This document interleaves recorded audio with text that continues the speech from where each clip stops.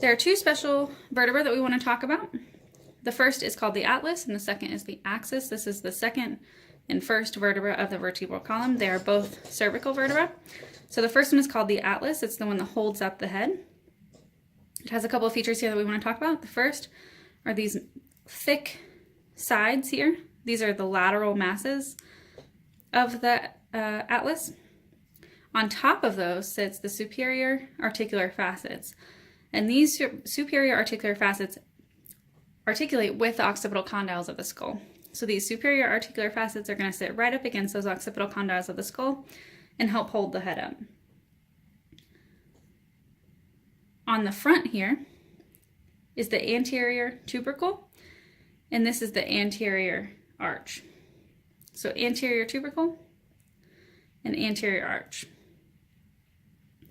So remember, the spinal cord is going to sit here. So this is the back, the posterior side. And on the posterior side, we have the posterior tubercle. And both of these are just roughened, raised areas. So anterior tubercle, posterior tubercle.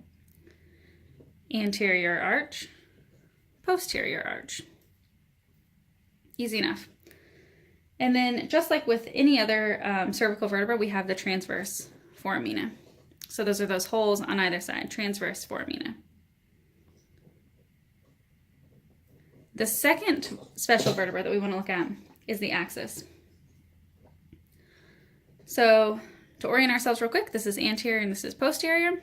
So the most obvious thing on the axis that's different from every other vertebra is this part that sticks up here. This is called the dens. And the dens articulates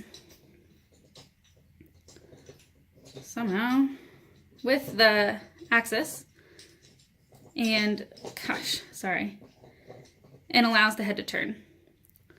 So the dens articulates with the axis and it allows the head to turn.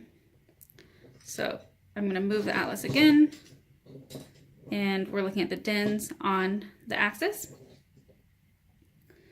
So the other things that we want to see here are the superior articular facets of the axis bone. You can still see kind of, they're hard to see, but the transverse foramina on either side, just like every other cervical vertebra. We still have